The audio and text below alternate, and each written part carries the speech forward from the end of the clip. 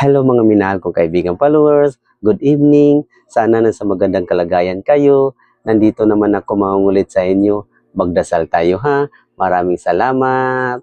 Sa ngalan sa Ama at sa Anak at sa Espiritu Santo. Amen. Panginoon kong Kristong makapangyarihan sa lahat, tulungan mo po kami sa mga problema namin, lalo na sa mga kaibigan ko at yung nakakita sa video na to. Bigyan mo po sila ng biyaya at mabuting kalagayan at sa mga oras, sa mga minuto na sana gabayan mo po kami lagi.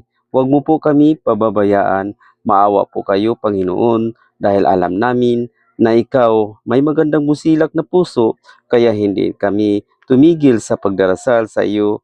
Ikaw lang ang pag-asa at kakampi namin. Hinihiling namin ang lahat ng aming kasalanan na sana mapatawad mo po kami dahil ikaw lang ang may kakayahang magpapatawad sa amin. Amin. Sa ngalan sa Ama at sa Anak at sa Espiritu Santo. Amin. Bye-bye mga minahal kong kaibigan followers. Good night. Salamat.